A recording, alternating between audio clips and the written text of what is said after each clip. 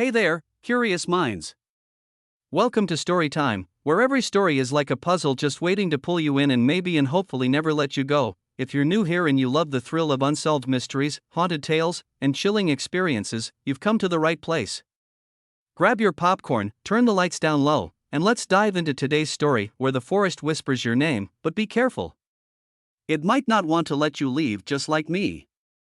Hi, I'm someone who doesn't scare easily. Ghost stories, haunted places, mysterious legends, they've always been just that to me, stories. But there's one legend in my small hometown that's always lingered in the back of my mind, no matter how much I dismissed it. It's about the forest. We call it the Vanishing Forest. Over the years, people have gone missing there. Some were hikers, others were just passing through. No one ever found their bodies, or any trace of them at all. It's as if the forest swallowed them whole. The locals avoid it like the plague. They talk about whispers, shadows, and a heavy presence that follows anyone who enters. I never believed them. But something about the stories intrigued me. Maybe it was arrogance, or maybe I just wanted to prove them wrong. Either way, I decided to go in. Alone. At night, looking back now that I wish I hadn't. I stepped into the forest around midnight, armed with nothing but a flashlight and my phone. The air was heavy, the kind of weight that settles on your chest. Everything was quiet. Too quiet. No rustling leaves, no chirping crickets, just nothing. I told myself it was fine. Forests are quiet at night, right? But then I noticed the smell. It was faint but distinct, metallic, like rusted iron. I kept walking, trying to focus on the trail ahead.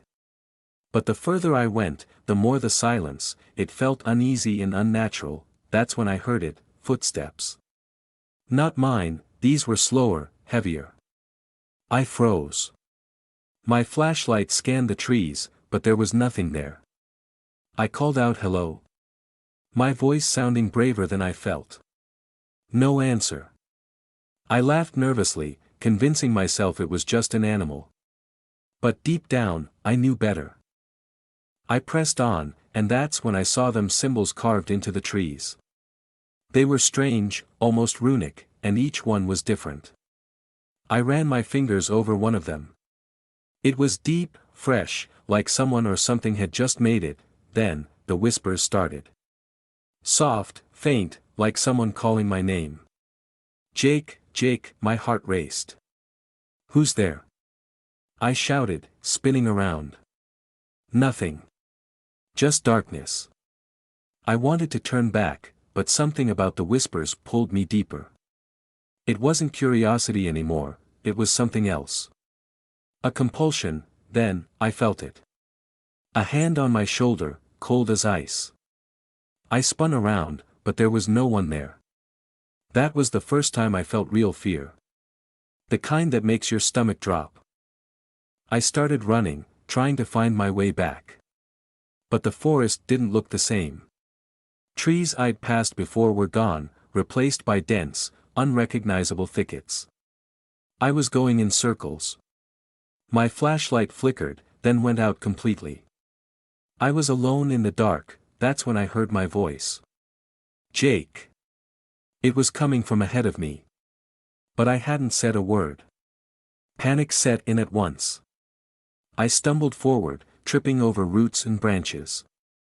The voice came again, closer this time, and I could swear I saw movement, something darting between the trees. Finally, I saw a faint glimmer of light in the distance. I ran toward it, desperate. But just as I reached the edge of the forest, I felt it again. That cold, icy grip, pulling me back. I broke free and stumbled out into the open, collapsing on the ground. I didn't look back right away. I was too scared to. But when I did, I saw it. A figure, standing among the trees, watching me. Its eyes glinted like animal eyes in the dark. I couldn't move. I couldn't breathe.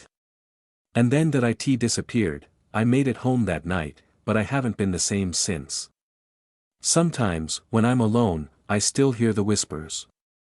Faint, distant, calling my name.